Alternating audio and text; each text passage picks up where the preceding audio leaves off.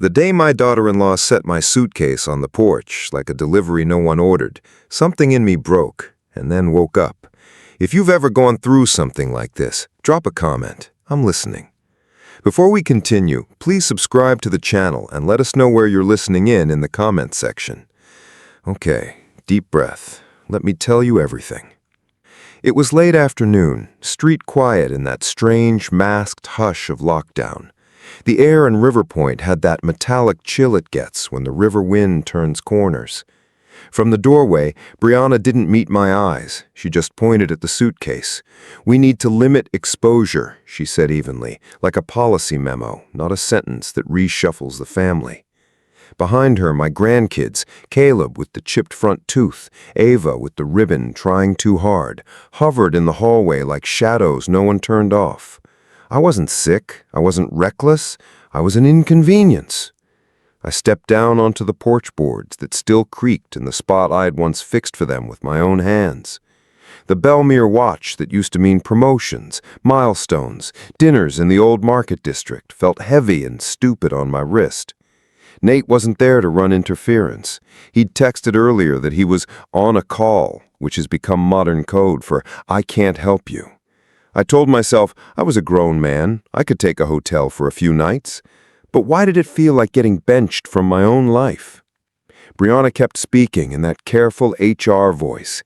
"It's just for now. We don't have space. The guidelines." Right, so that's what we were calling it? A guideline for pushing the old man back out into the world, where he could stand in circles taped onto the supermarket floor and pretend this wasn't rejection with a sanitizer label slapped on top. Caleb lifted a hand to wave.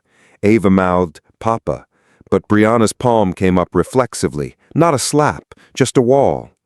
What was I supposed to do, argue on the porch while my grandchildren counted the seconds I didn't fight for them? I rolled my suitcase to the curb, the wheels ticking over cracks I could identify blindfolded. My pickup, the one Nate once called a relic, waited loyally. The cab smelled like wintergreen gum and the faint salt of the old beach house because I never took that brass key off the blue lanyard hanging from the rearview mirror. I stared at it so hard my eyes stung. Seabright Cove. Even the name tasted like sunscreen and late-night laughter. I bought that place when Ava was born. No mortgage, just a stubborn promise that my grandkids would have sandy summers instead of screens. The deed was in my name and Nate's because I believed in teaching responsibility, in giving a little to show trust. That was my mistake. A month before the world shut down, I stood in the driveway and opened a manila envelope from a title company I didn't recognize. Consent to sell, authorization copy, wire confirmation. It was all there, except the one thing that mattered: me. There was my name, yes, printed neat, and there was a signature that looked enough like mine to get past a tired clerk. But it wasn't my hand. It wasn't my consent. My son, my own son, had sold my beach house behind my back. He'd told me at Thanksgiving they were restructuring finances. I thought he meant their credit cards and that silly subscription to the meal kit with the tiny bottles of vinegar.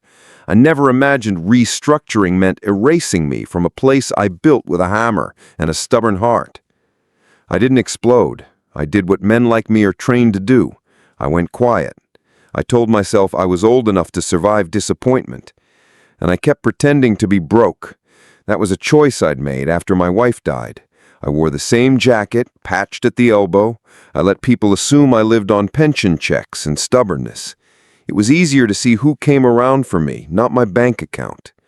The truth, I'm a silent partner in Ironcrest Minerals. I put seed money in when Harold Benton had nothing but dust-coated maps and a promise he repeated so often it got stuck in my head. We hit a vein on our second project. Harold asked if I wanted my name on the cap table. I said no. Keep it quiet. Call the stake Hale Holding. Bury it like treasure. And ever since, I let the world think I was just handy with a wrench and cheap coffee. So when the porch turned into a border checkpoint and Brianna called it safety, I felt the whole stack of small humiliations tilt. A forged signature. A house stripped out from under my memories. Now a suitcase on a porch. Was I supposed to keep swallowing and smiling? In the rearview mirror, the brass key spun in a lazy half circle, catching the weak sun. I took it off the lanyard and slid it into my palm. It felt useless and sacred at once. I didn't go to a hotel. I drove. Not to see Bright, the house was already somebody else's version of a dream, but to the pier that faces north, where the gulls heckle tourists and the wind cleans your head whether you ask for it or not. I sat with the engine off. The world was too quiet. Even the waves seemed to clap softly, like a tired audience that's afraid to be noticed. I pressed the key between my fingers until it left a crescent in the skin. The cut looked like the smile a child makes when they're trying too hard. I thought about the little ways Brianna had started talking to me like a delinquent account. The way she corrected my grocery receipts when I offered to buy dinner. You don't need to get the brand name pasta, as if that extra dollar would sink us. The way Nate parroted her lines about boundaries while glancing at his phone. I thought about Brianna's pic-share posts with captions about gratitude, while the dress in the photo had a logo I'd seen in invoices that didn't make sense. I remembered a write-up receipt from Ironcrest coded as operations, but the destination was a spa in Old Market. Coincidence, maybe. But you learn to read numbers the way some people read faces. A question started buzzing up the edges. What if the beach house wasn't the only thing sold out from under me? I unlocked the glove box and pulled out the thin folder I keep tucked behind the owner's manual. Everyone keeps something there. Registration, breath mints, a photo, a secret. Inside mine was a clean letterhead from Ironcrest, and a note Harold wrote the week we signed our third deal. If you ever need anything pulled, numbers, statements, anything, call me, Art. I could hear his voice now, a stubborn rasp. Tell me what you need, we'll get it. I told him for years that I didn't need anything. I wanted to be invisible. But invisibility is a costume, and mine had just torn down the back. I turned the key in the ignition, just to feel something that moved when I asked it to. The dashboard lights flickered on like a small town waking up. I took out my phone and scrolled through quick chat messages where Brianna complained about work stress, and then posted a boomerang from a rooftop bar with a caption about closing deals. I remembered the Ironcrest card statement I'd seen on Harold's desk last fall, the one with Langston Steakhouse, private dining, and the signature looked like Brianna's careful loops. Could that be an explanation? Sure. She was operations. Maybe she hosted clients. Maybe that dress was a knockoff and those dinners were legit. But when a woman hands you your life in a suitcase, you stop giving her the benefit of every doubt. That isn't cruelty. It's gravity. By the time the sky went deep blue and the pier lamps blinked on, the decision was a calm surface with deep water under it. I was done pretending. I was done being the broke widower who smiled through clipped conversations. Tomorrow morning, I'd call Harold. I'd collect the ledgers, the receipts, the contracts that made Ironcrest real. I'd request access I was entitled to as a partner. Not as a father playing nice. As a man with skin in the game and ink on the papers. If there was nothing to find, I would know. If there was something, I would follow it wherever it led. I looked down at my palm again.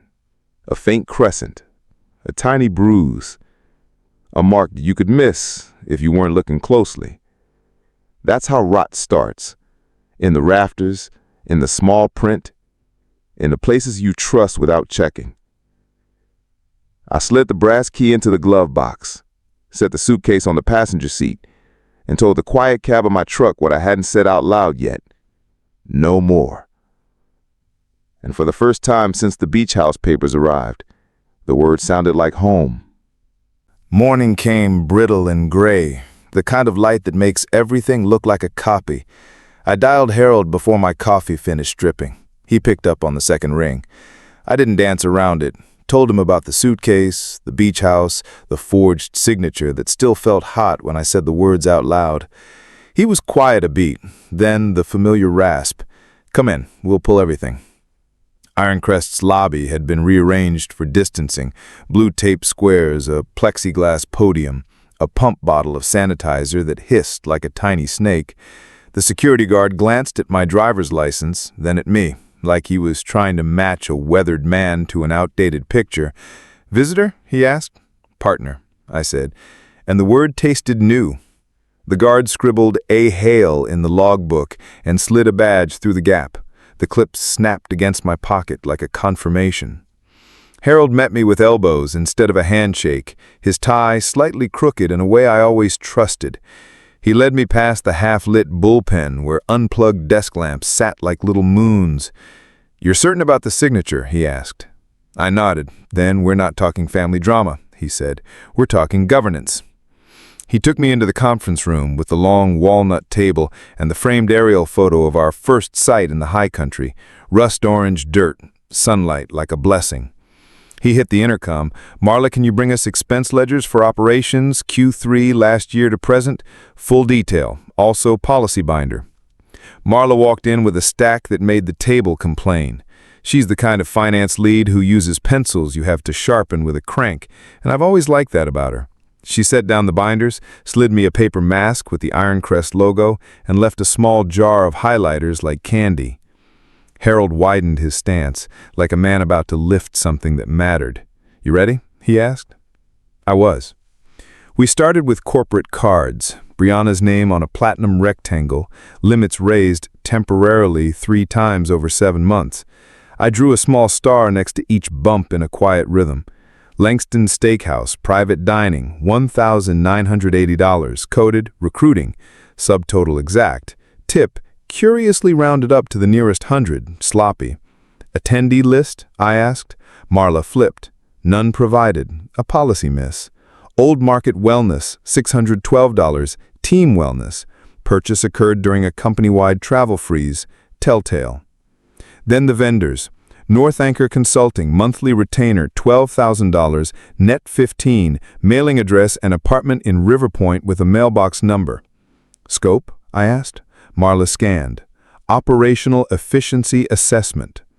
I exhaled through my nose. The invoice PDFs, printed and stapled, were templates with black serifed headers and typos that changed invoice to invios on 2 separate months. "Who approved?" I said. Marla tapped the routing sheet. "Operations manager, Brianna.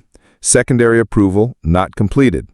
In a different binder, I found a memo Brianna wrote about tightening approval chains to prevent rubber stamping. The hypocrisy sat there in 12-point font, unembarrassed. We slid to contracts, a short-term lease for a pop-up recruiting suite in a building right above that rooftop bar I'd seen on Picshare. "Why would operations hold a recruiting suite?" Harold muttered. "HR is down the hall last I checked." The lease carried auto-renew if not canceled in writing 30 days before month's end. No cancellation notice attached. Money leaving in a quiet drip, month after month. I opened the policy binder, traced my finger over the table of contents like a man locating a vein before he commits to the needle. Gifts and entertainment, $75 per vendo per quarter without pre-approval. We flagged a $780 flower arrangement to a strategic partner whose email address was Gmail. Conflict of interest. Vendor relationships must be disclosed if any Ironcrest employee has a personal stake. I circled North Anchor until the pin paper went soft. We didn't talk much. The room filled up with the chalky smell of paper and toner. Every time we found a gap, I made a tick on my legal pad. I kept the columns tidy. Date, amount, code, reason, policy. My hand shook on the first line, then steadied as muscle memory took over. This was something I knew how to do. Line up facts. Let them point. There were notes that told themselves. A mileage claim from Brianna for a site visit to Foundry Ridge on a day the county roads were closed for snow. A reimbursement for client gifts that included a Belmere boutique receipt. The SKU matched the model I was wearing. It felt like catching a reflection you don't want to claim. Harold watched my face. He said softly, "Easy. We'll follow the process." We pulled communications approvals next, release forms, event proposals, anything that needed signatures out of operations. Brianna's e-sign showed up everywhere, often in both the requester and approver fields for urgent needs. The policy was explicit. No one can approve their own request. It's a line even interns learn. Yet there it was, a little loop on the B, a practiced flourish, as if the rule bent under her pen. Lunch was a foil-wrapped sandwich I barely tasted. The wrapper crinkled like winter leaves. At 2, my eyes ached, and the wall clock seemed to click louder, keeping score. Marla reappeared with another stack and a sympathetic glance that acknowledged we weren't chasing ghosts. Harold leaned back, laced his fingers behind his head, and stared at the ceiling. "We built this place to be boring on purpose," he said. "Rocks in, money out, pay people fairly, no drama. Somehow we imported drama." I thought about Nate then, about him repeating phrases Brianna taught him like optics and boundaries, holding them like shields. How do you tell your son his wife is running the company like a personal ATM without turning him into collateral? The thought made my chest feel tight. Was I prepared to blow a hole in his marriage if the paper trail demanded it? And if I didn't, what did that make me? By late afternoon, we had a stack of flagged items that looked less like mistakes and more like habits. I asked Marla for the credit card photocopies and authorizations. The page with Brianna's signature on her card application made my stomach lurch. Next to it, the authorized users section was blank. No one else should have swiped that card, yet the timestamps never looked like one person's life. Some days showed a morning client breakfast, midday wellness, and a late recruiting dinner, all miles apart in under an hour. "Rides?" I asked. Marla pulled ride-up logs. As an operations manager, Brianna had linked the account to a shared wallet. The rides didn't always align with the card charges. Someone was paying cash to arrive somewhere a corporate card was soon to be used. Sloppy, but not enough. Yet. Harold slid a yellow folder across the table. "Board rights," he said. "You've never used them." Inside, the operating agreement acknowledging my stake as Hale Holding, the rights to inspect, request audits, and initiate an internal review with a partner's cosign. I traced the clause with my finger. "This isn't family business," he said again. "This is corporate hygiene." I took the folder like a man accepting an oath. "We'll do it by the book," I said. "No shouting matches, no rumor mills. We let the paper speak." He nodded. "And you'd talk to Nate." I looked at the walnut grain until it blurred. "Not yet," I said. "Not until I can tell him what's true without stuttering." We printed copies, slid them into a plain envelope I labeled with a black marker in block letters, "Operations Review Preliminary." The words came out clean and unemotional. Marla added a paperclip with a small blue flag on it, her tidy way of saying, "Start here." Before I left, Harold put a hand on the envelope and met my eyes. "Art, this ends in a room. It always does. People in chairs, a screen, facts up on a wall. Are you ready to sit in that room?" I surprised myself by answering without a pause, "I am." Outside, the old market wind had turned sharper, pushing wrappers along the curb in a skittering dance. I stood there a minute with the envelope tucked under my arm, the badge still clipped to my pocket, and listened to River Point move in its careful, afraid rhythm. My phone buzzed. A quick chat from Nate, a single line. "Everything okay?" I typed, then erased, then wrote, "We'll talk, soon." I didn't trust myself not to say something jagged. Back in the truck, I laid the envelope on the passenger seat like a passenger who didn't complain.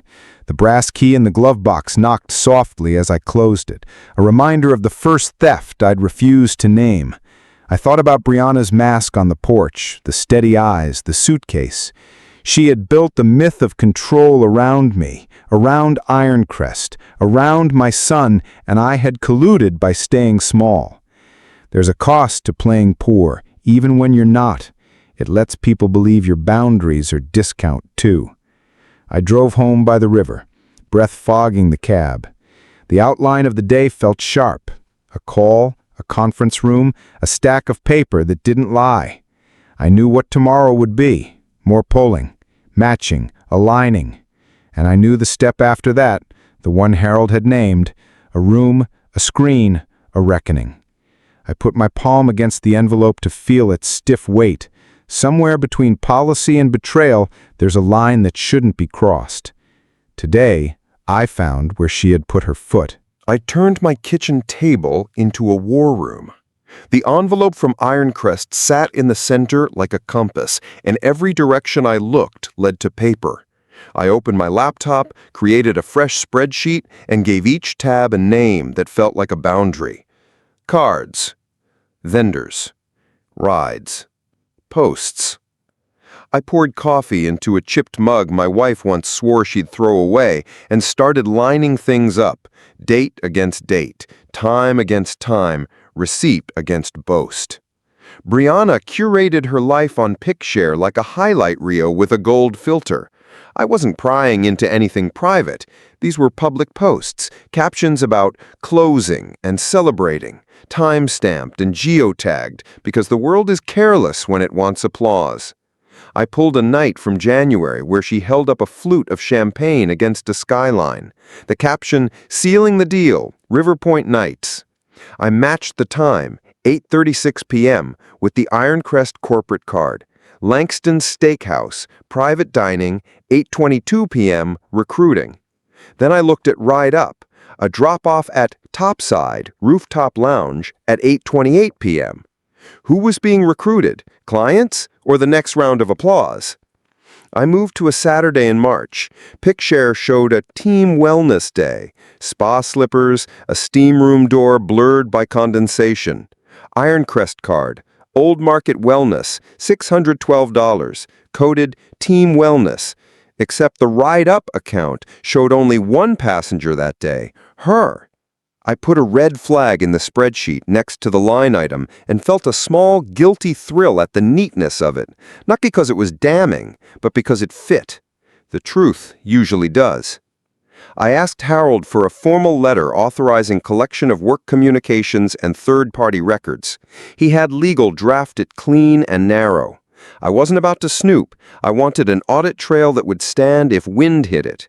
With that letter, I asked Marla for quick chat export logs from the corporate channels Brianna used to submit purchase justifications. The files came through like a long gray rain. In them, her tone was brisk, managerial, always urgent. She'd request approval for client hospitality, and minutes later, the wrought-up logs would show her heading to a boutique hotel lobby where no clients ever signed in. One thread struck me. She had typed, "Let me handle optics," then attached a PDF that was a photo of a printed receipt, edges cut off, total highlighted. Who photographs a PDF, then submits the photo as a PDF? Someone hiding edits or hiding origins. By day 2, my legal pad was a grid of ticks and arrows. The house hummed with printer noise and quiet radio because silence made the paper sound too loud. I'd pause and rub my eyes and catch the brass beach key in the corner of my vision, where I'd set it like a totem, teeth up, scar bright. It reminded me what started all this and what I couldn't get back by being polite. I called a private investigator, a woman named Lena Boone, whose card Harold had from a long-ago matter involving a distributor who kept shorting our shipments. She didn't sell swagger, she sold deliverables. I told her, keep it boring. Corporate, not tabloid. Paper over photos, and everything lawful. She met me in a parking lot near the courthouse, wore a dark coat that didn't want attention, and took the packet I'd prepared. Vendor list, dates, the River Point address for North Anchor Consulting. She said, you want corporate registry, ties, and who's really getting the money, and whether your operations manager is living above her salary. I nodded. And if you can, the beach house sale, the title company. Just tell me if anything stinks. She cracked a tiny smile. Everything stinks eventually. The question is, how far upwind? 3 days later, she left a sealed envelope in my mailbox and a quick chat message that said only, check page 4. Inside, her report was stapled square and smelled faintly of toner and cold air. North Anchor Consulting was an LLC formed 2 months after Brianna was promoted to operations manager. The registered agent was a law shop that represented 30 dozen shells, but the mailing address, the River Point apartment, belonged to a woman named Talia Pierce. Lena included a screenshot of their Picshare profiles standing side by side at a college reunion, arms looped, captioned, "Ride or Die since freshman orientation." Talia's LinkedIn listed boutique operations consultant, but no clients. Ironcrest's payments made up 96% of North Anchor's revenue that year, according to a state tax lien Lena had pulled through a public filing. Conflict of interest screamed off the page, then circled back with a bullhorn. Page 4 held a simple chart Lena had built from bank records she obtained legally through a public filing associated with a debt claim. Each time Ironcrest paid North Anchor, a transfer of roughly 40% left the North Anchor account 2 days later and landed in a brokerage fund in Brianna's maiden name. No proof of her ownership, she had typed, careful, but evidence suggests beneficial interest. She included a photo of Brianna entering the mailroom with a stack of envelopes that matched the brokerage's stationery. A small thing until you notice everything. Lena had more. A vendor called Fleet Peak Logistics, supposedly a rush courier for parts, turned out to be a parcel service box with a half-peeled label that still showed the old tenant's name, Airlux Interiors. The charge patterns were identical to North Anchor. Invoice on Monday, payment Wednesday, round number totals with invoice misspelled every third month, like a signature of carelessness. She photographed deliveries to Brianna and Nate's townhouse, a large Belmere box, 2 chairs from a boutique home store, both signed for during business hours, while the Ironcrest card picked up lunch down the block. Was that enough to indict? Not yet, but the edges were arranging themselves into a picture. I stared at that chart until the lines hummed. Was I really about to turn my own family into a case file? The question landed like a weight on my chest. Then I remembered the porch, my suitcase, the brass key, and the checkmark boxes on my trust. Family had been leveraged against me like collateral. I wasn't ruining anything. I was calling a debt. I asked Harold to authorize a preliminary forensic review by an outside firm. He didn't blink. "We hire Brightwell," he said, naming a group that makes accountants whisper like they're in church. "They'll look at everything with no one's feelings in the room." We kept the circle small. Harold, me, Marla, Brightwell's lead, a man who spoke in clear sentences and never used the word maybe.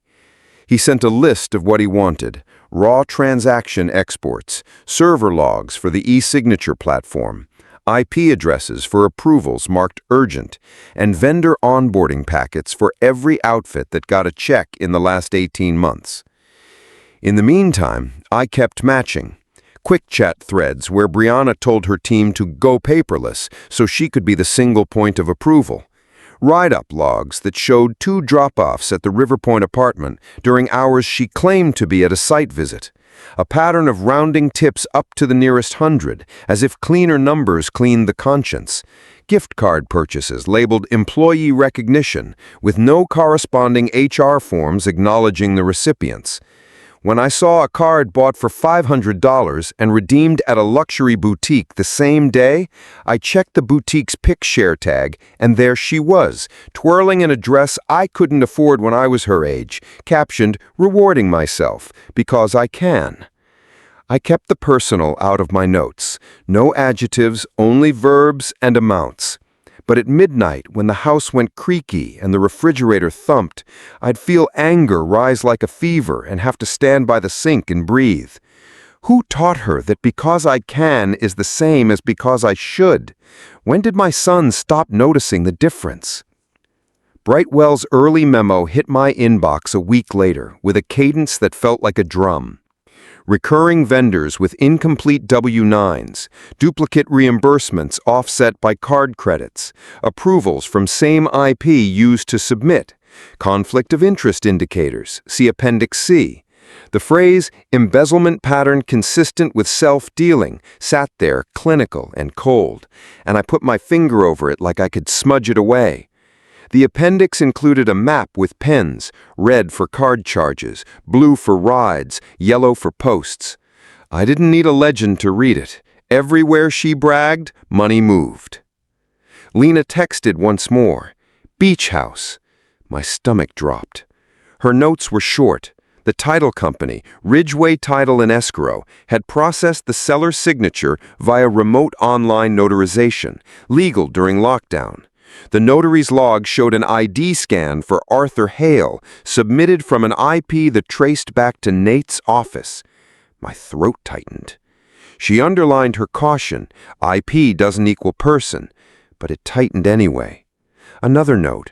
2 days after funds cleared, a cashier's check for $45,000 was purchased from a bank near River Point, deposit into an account jointly held by Nate and Brianna. Not illegal if the transaction was honest, but how honest is a sale you don't tell your father about? I closed the report and pressed my palms to the table until the wood grain bit.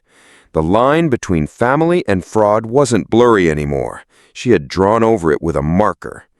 I printed Brightwell's memo, Lena's report, my spreadsheet summaries, and clipped each stack with a blue flag like Marla's, start here. I slid everything into a new envelope and wrote on it in block letters, Operations Review, Evidence. The letters looked steadier than I felt. I messaged Harold, it's time for the room. He responded in under a minute. Conference A, tomorrow, 2 o'clock. I stood in the kitchen with the brass key under my thumb and tried to feel mercy or grief or something softer than resolve. It didn't come. What came was a clean, cold clarity. Tomorrow, facts would sit in chairs, not people, and when the screen lit up, we would let the numbers talk. Conference A always smelled like dry erase markers and lemon cleaner. By 1:55, the chairs were filling. Harold at the head, Marla with 2 binders and a pencil, Brightwell's lead setting up his laptop, HR's director, Dana, with a legal pad, and company counsel, Mr. Coe, calm as a lake. A pitcher of water sweated onto a circle of napkins. The wall clock ticked like a metronome I couldn't ignore. I stood near the screen with the envelope labeled Evidence under my arm and tried to slow my breathing. This wasn't vengeance, this was governance. Brianna walked in at 1:59, mask perfectly fitted, blondes starched into attention. She scanned the room and picked a seat at the far end, the one she liked when she ran meetings. Who called this? She asked lightly, arranging her notebook so the logo faced out. Harold answered, Operations Review. Please take a seat. Dana closed the door. For the record, this is a formal internal review meeting, she said. We'll keep notes. We'll be addressing policy compliance and financial controls. Phones off. A dozen notifications died in pockets. Mr. Coe folded his hands. Brightwell's lead clicked the remote. The screen bloomed to life with a clean title slide. Preliminary findings, Operation Spend. I stepped forward. My voice didn't shake. Before we begin, I need to introduce myself properly. My name is Arthur Hale. I paused, drew the operating agreement from the envelope, and slid it onto the table where the camera could see. I'm a founding partner of Ironcrest Minerals. Silence is a material you can build with if you don't flinch. Brianna blinked once, twice, as if adjusting to a light she hadn't expected. You, she said, then smiled a small, dismissive smile. Art, this is highly irregular. It's proper, Harold said evenly. Let's proceed. Brightwell's lead, his name was Colin, though he never offered it, brought up the first slide, a simple bar chart. We reviewed operation spending for the last 18 months, he began, each word landing like a stamp. We identified patterns inconsistent with policy, self-approvals, undocumented hospitality, vendors without complete onboarding, and transactions during company-wide freezes. He clicked again. The slide changed to a table with 5 rows. North Anchor Consulting, $108,000. Fleet Peak Logistics, $36,250. G&E overages, $24,900. Wellness/spa, $6,780. Miscellaneous gift cards, $9,250. Total flag to date, $185,180. Our estimate of misappropriation is not less than $185,000, subject to final audit. Brianna leaned back, composed. North Anchor is a vetted consultancy. We brought them in for efficiency. Harold, you signed off. Harold shook his head once. I did not. Colin advanced. Vendor onboarding packets appeared. The North Anchor W-9 was incomplete, the address a Riverpoint apartment number. Then a slide with a simple network diagram. North Anchor's mailbox linked to an individual named Talia Pierce, a side bubble noting public social ties to Brianna.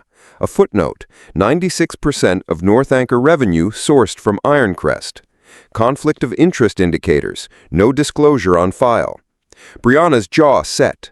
I disclose everything relevant. Talia is a contractor I've worked with before. Efficient, affordable. We moved fast like you wanted.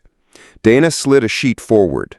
Policy 3.4 requires written disclosure of any personal relationships with vendors, she said, not unkind.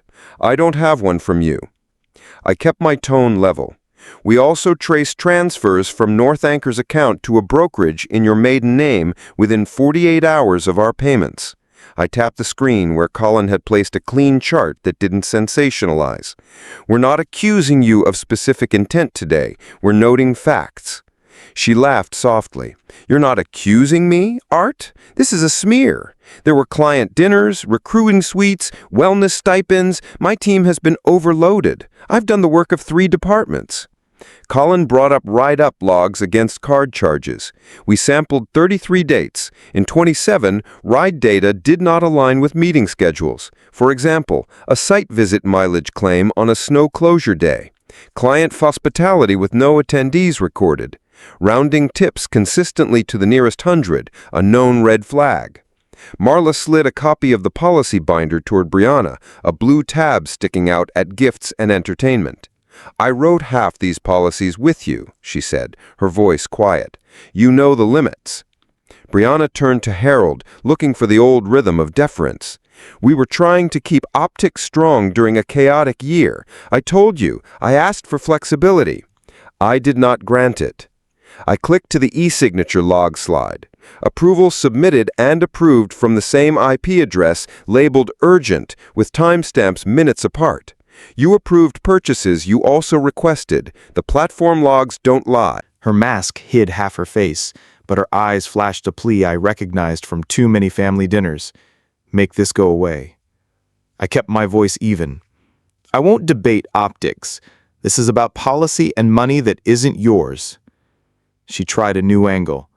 If we're airing everything, Art, maybe we should talk about your sudden interest. Why now? Because you felt slighted at home? This is personal.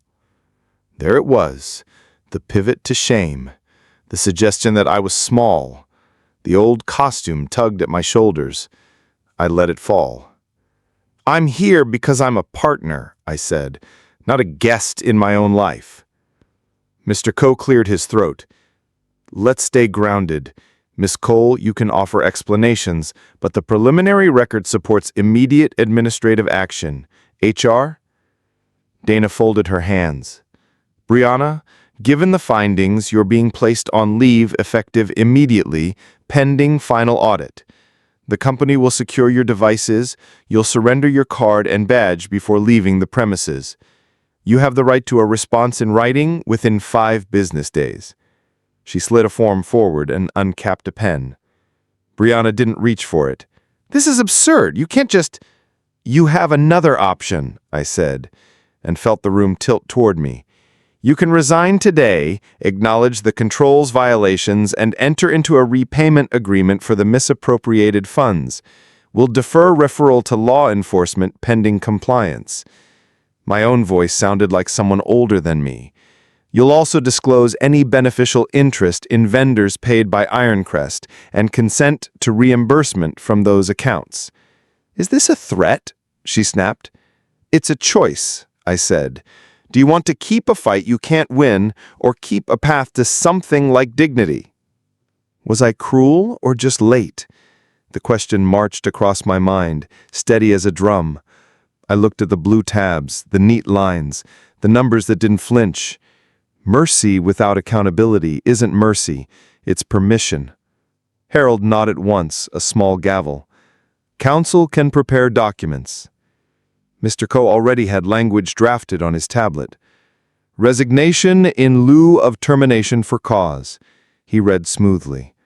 "Repayment schedule commencing with $25,000 within 10 business days, followed by monthly payments of not less than $4,000 until the agreed sum is satisfied. Confession of judgment to be filed only upon default. Consent to freeze and apply funds from identified brokerage toward restitution. Acknowledgement of policy violations, conflict non-disclosure, and self-approval breaches." He looked up. "We can finalize now." Brianna stared at the screen where her own approval logs sat like a mirror. She tried one last door. "You'll ruin my career," she said, the words small now. "You did that," Marla said gently. "We're just writing it down." Dana slid the resignation form across. The room made space around the little rectangle of paper. I uncapped the pen and placed it in front of Brianna. She didn't meet my eyes. Her hand trembled once, then steadied. She signed in blue ink, the loop of her B generous as always. Mr. Coe countersigned and slid a second document forward, the restitution agreement. Another signature, another loop. The air felt thinner. "Badge and card, please," Dana said. Brianna reached into her tote and placed them on the table. The slim rectangle of stainless steel made a tiny, decisive sound. Security waited at the door, professional and silent. No handcuffs, no spectacle, just consequences. As she stood, she finally looked at me. For a heartbeat, I saw the night in January, the champagne flute lifted to a skyline, her caption about sealing deals. Something flickered. Anger, contempt, maybe fear. "You think this is over?" she said softly. "You think numbers love you back?" She didn't wait for an answer. She walked out between the chairs, past the pitcher sweating onto napkins, past Harold's quiet stare, past Marla's tired eyes. The door clicked shut. Dana breathed out. "We'll follow up with copies," she said professionally again. Colin began disconnecting cables, the screen returning to a blank blue that felt like an emptied stage. Mr. Coe stacked the signed pages with a neat tap. Harold looked at me. "You did what you had to." I sat down because my legs had started to shake. The envelope lay open, the operating agreement peeking out like a reminder I'd finally said my own name. Outside the window, River Point moved on, cars threading the old market, a cyclist balancing a paper sack in one hand. I pressed my palm flat on the table to feel wood under skin. Was the relief I felt allowed? Was it triumph or just air returning to a room that had been starved of it? "Next steps," Harold said, businesslike. "We notify the board, lock down the accounts, and complete the audit. We decline comment beyond a standard HR line." He paused. "Talk to your son when you're ready." I nodded, and the knot in my throat tugged hard. The beach key in my pocket pressed against my thigh like a witness. We had finished the meeting without shouting, without breaking anything but a myth. Facts had sat in chairs, numbers had talked, and for the first time in a long time, I felt like the ground under me was mine. The day after the meeting, River Point acted like nothing had happened. Trucks hissed along wet asphalt, a barista wrote the wrong name on my cup, and the old market pigeons ran their little cons with crumbs. But inside our family, the floorboards popped like a house settling after a storm. Nate's message hit at 6:12 a.m. "What did you do?" No hello, no punctuation when I typed back, "Meet me at the river lot, 8." He arrived early, the way he used to for Little League. He didn't get out right away. He sat gripping the wheel, staring at the ferry dock like it had answers. When he finally slid into my passenger seat, he smelled like cold air and a night with too little sleep. I didn't start with speeches. I put the thick envelope on his knees. Resignation form, restitution agreement, Brightwell's memo, Lena's report. He flipped, faster than reading, slower than disbelief. When he reached the chart of transfers from North Anchor to a brokerage in Brianna's maiden name, his throat clicked. "This is not what it looks like," he said. He attempted a smile that didn't land. "It can't be." I kept my voice low. "I wish that were true." She signed a resignation. She agreed to repay $185,000 to start. Counsel will pursue more if the audit grows. "You ambushed her." His eyes were wet with heat. "In a room, with a projector." I followed policy. We gave her a choice. I felt the key to the beach house dig into my pocket. I didn't take it out. We didn't call the police. He shut the envelope and held it like something that might bite. "You humiliated my wife." "She humiliated the company," I said, and heard how hard that sounded. I softened. "She put us all at risk, Nate. She signed both sides of invoices and approved her own spending. There are logs." He reached for anything but the point. "So that's why you suddenly care? You've been hands-off for years. Then you show up as some silent owner and, what, swing a hammer?" His voice cracked on the last two words. "What happened to family first?" Family isn't a firewall against consequences. My jaw ached, and I didn't suddenly care. I've been paying attention the only way you let me. He crumpled in on himself, folded his arms. "She said you were jealous, that you wanted control." The old costume tugged.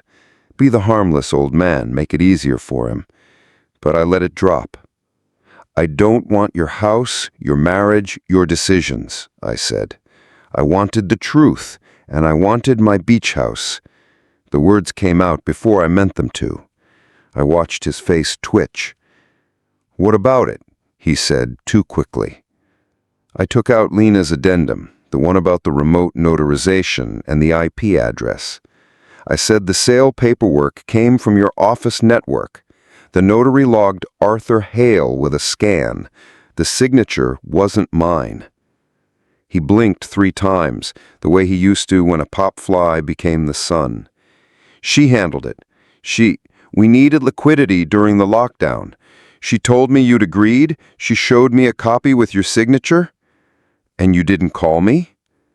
His shoulders slumped. For a second, I saw the boy who brought me broken things and asked if they could be fixed. "I didn't want to fight. She said you'd drag your feet. We were behind, Art." He caught himself. "Dad, how much did you get?" I asked gently.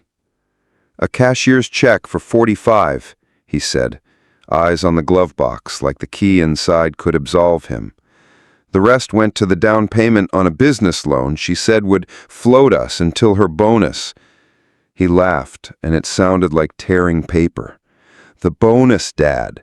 The bonus she signed for herself." I let the silence sit until it could carry us. "I can't undo that sale," I said finally. "I can't fix the house, but I can make sure the next theft stops." I tapped the envelope. "This is the stop." He swallowed. "She said you'd make me choose." "I won't," and I meant it. "I'm telling you where the lines are. You can be her husband and still tell the truth. You can be my son and still be angry at me. But the kids, Caleb and Ava, don't get to be leverage." His face changed when I said their names, like color returning to a photo. "He didn't sleep," he whispered.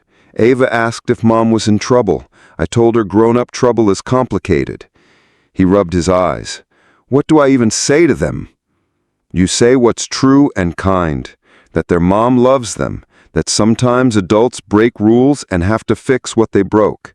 You don't make them pick a side. I paused. And you let me help. He stiffened. I don't want your money. I'm not offering you a salary. I'm offering their lunch money, their backpacks, the soccer registration, the dentist copay, the nice notebook Ava wants with the moons on it. Quiet help. No bragging, no strings. He looked at the river, the skin over the bone at his jaw flexing. I don't know how to accept that without feeling small. You let me feel useful, I said. You let me love them in ways a checkbook can measure, while you handle what it can't. He nodded once, a fragile agreement that we both pretended was stronger. Word of Brianna's exit went out the way these things always do. Cold email with 3 bland lines.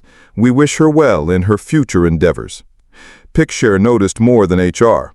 Her feed pivoted from rooftop champagne to unplugging to focus on family, then went quiet. The boutique stopped tagging her in their client spotlight. The River Point mailbox for North Anchor sprouted a bright orange notice, undeliverable, return to sender. Talia's profile went private. Friends who loved sitting in private dining with opportunities went hazy around the edges, like a filter applied to memory. The audit grew. Brightwell found duplicate reimbursements, layered like sediment. Mr. Coe filed a civil claim that froze the brokerage and negotiated a lump sum application to restitution. Dana coordinated device returns. Harold took the darkest jobs onto his own shoulders, shielding the team from the mess. No victory laps, just mops. At home, fallout looked smaller, but hurt more. Caleb's backpack zipper broke. I fixed it with a safety pin and an old keyring, promised a new one when the store reopened. Ava's library book was overdue. The branch had suspended fines, but she cried like she owed the county money and her name. I drove over the last week of curbside hours and handed a masked librarian the book in a paper bag with Ava's note, "Thank you for the stories." She drew a heart on the receipt, and for a second, the world felt better than the people in it. We set a rhythm. Friday pizza at my place, where I burned the first pie and pretended it was extra crispy on purpose. Saturday mornings at the pier when the gulls heckled, and I taught Caleb to tie the kind of knot that doesn't fail you. I kept my promises small and immediate, showing up for pickups, quietly slipping a science club fee envelope into Nate's coat pocket, tapping my card in the school office to cover the art supply drive after the secretary said, "It's optional, but..." I called it a grandparent fund and let them believe it came from somewhere official, so pride didn't have to set itself on fire to keep them warm. Brianna texted once, "You happy?" I didn't answer. What would I say? That happiness wasn't the point? Integrity was? That an apology typed through gritted teeth feels like a PR line? She sent another, "You made me the villain." I deleted it and sat with the way blame looks for the nearest warm body, how it hates mirrors. Nate and I had days we didn't speak. Then he'd show up on a Tuesday with a box of screws, saying the cabinet door was sagging, and we'd stand shoulder to shoulder like men who know the language of hinges. He relapsed into rationalization sometimes. She's not all bad. She was under pressure. Everyone bends rules. And I let the storm blow through. Everyone is a word people use to hide behind. Paper doesn't. One evening, after I dropped the kids, I drove to Seabright Cove anyway. The new owners had put up slate numbers and a white porch swing that squeaked like a ghost of mine. I didn't get out.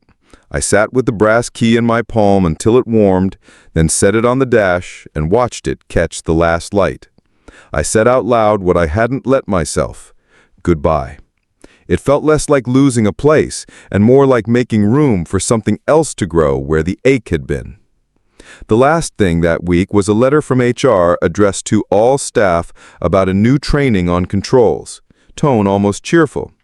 People clicked, people forgot, but Dana slid a copy under my office door with a yellow smiley sticker that said, "Thanks for doing this the right way." I peeled the sticker off and stuck it on the inside of my desk drawer where no one would see. We don't hang medals for not lying. We hang our heads and build better guardrails. At night, I'd stand in the kitchen with the light over the sink on and rinse coffee mugs I should have rinsed earlier. The house had changed tones, quieter but less hollow. Somewhere a boy's shoe squeaked at the door where he'd kicked it off, and a girl's crayon rolled, and my breath came steady. Was I cruel, like my son said? Or was I just late to protect what was mine to protect? Maybe those are the same question, wearing different coats. I set the brass key in a little glass bowl by the door, next to the spare change. It looked ordinary there, unmagical. Maybe that was the point. Maybe we carry some losses not to fix them, but to remember which doors to lock. Time didn't rush after that. It thickened. Restitution checks cleared in uneven installments, some on Fridays like a ritual, some late with a note from Mr. Coe that said, "Funds applied per agreement." Brightwell closed the audit with a last memo that used the word concluded in a way that felt both final and clinical. Harold asked me to take a formal board seat. I said yes, and then I learned what quiet oversight feels like. Boring, which is what safety looks like on paper. At home, the aftershocks came in small domestic ways. The kids' school added a family counselor hour on Wednesdays. I sat in the waiting room twice, once with Ava's glitter sticker half stuck to my sleeve, once with Caleb's dinosaur mask on the chair beside me. Their therapist, Dr. Lin, wore bright socks and said uncomplicated things like, "We name the feelings so they don't have to roar." I wish someone had said that to me when I was Nate's age. The divorce unspooled over a year. Courtrooms are designed to dissuade drama. Wood, carpet, clocks that don't care who's crying. I stood in the hallway with a paper cup of coffee and nodded to familiar strangers who'd built their lives around other people's endings. The decree arrived in a thin envelope that didn't match the weight of what it contained. Nate texted me a photo of the stamped first page and 3 words. "It's done, Dad." I stood at the sink and let the water run longer than I needed. Was there a ceremony for the moment when grief stops pretending it's anger? Brianna moved to a smaller place across town, then further, then out of River Point altogether. The last of the restitution came in as a wire labeled "Final," and I watched the balance settle like a snow globe after someone stopped shaking it. I didn't look her up. She wrote me once, in a clean, slanted hand on thick paper that took ink seriously. She said she was in therapy, that she had been drowning in the applause she manufactured, that she convinced herself the beach house sale was leveraging idle equity because calling it theft would have broken something she didn't know how to fix. She wrote, "You were right," and I felt no triumph. She added, "Please tell the kids I love them." And I did, because they deserved to hear it, even if I didn't attach her return address. Nate apologized in fragments, not a monologue. A bolt tightened under a cabinet, a text after a recital. "I heard the part where you clapped first." A voicemail he left by accident that caught him telling a coworker, "My dad saved my job, even if I didn't want saving." We didn't perform reconciliation. We measured it in smaller tasks, winterizing the hose bibs, replacing the batteries in the smoke detectors, letting the dog we fostered temporarily sleep at my place 3 nights a week until temporarily became the whole story. I got harder in ways that were probably overdue. I said no more often. I labeled my files with dates and kept a scan of everything, like a habit, not a vendetta. I stopped pretending that downplaying my resources made me humble. It just made me easy to move. When a cousin tried to sell me on a can't-miss investment, I said, "I miss it," and went back to sanding the little cedar boat I was carving for Caleb's science project. When a contractor quoted me a number that wobbled, I asked for a line item breakdown and watched the wobble disappear. Was that suspicion or stewardship finally sharpening its edges? The kids grew in the way children do, even when adults are busy with their mirrors. Ava's handwriting got confident and slightly slanted like her mother's, but her book reports were full of fairness, not optics.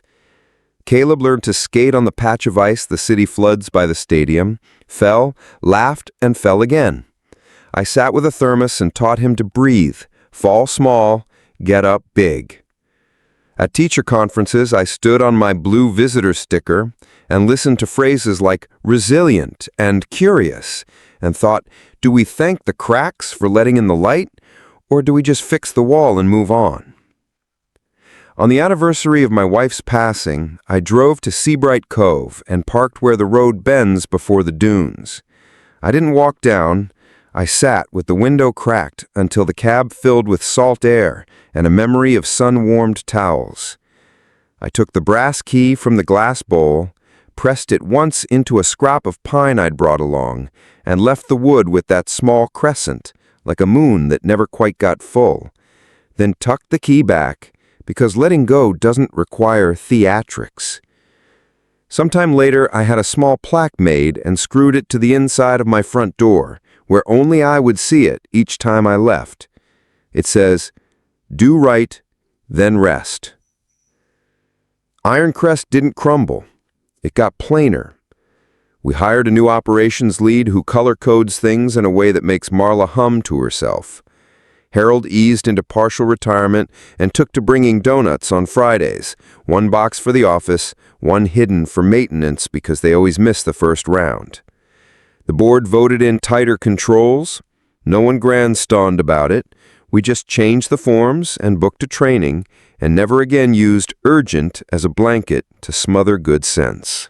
Ava had a school play in the spring. I sat in a folding chair and watched her be a tree that delivered a single line about roots, and I surprised myself by crying behind my mask. After the show, she pressed a paper bracelet into my hand, admit one, punched twice, and said, "You kept the promise." I didn't ask which one. Maybe all of them. Maybe just the one about showing up with a quiet kindness and a plan. The letter from Brianna stayed in a drawer next to my wife's recipe cards and the P.O. box key I've had since 1993. Some nights I took it out and read exactly to the place where she wrote, "I confused being needed with being loved." And then I put it back, because forgiveness didn't require me to rehearse her words. I preferred another letter, Caleb's, a crumpled thank you note written in pencil. "Papa, thank you for the boat. It floats. I checked. There are measurements that matter more than what a ledger holds." If you want a neat ending, I won't give you one. We're not that kind of family, and this isn't that kind of story. We went on. We learned to hold contradictions, love and anger, past and next, hurt and hope, like you hold tools, carefully, toward the work, never by the blade.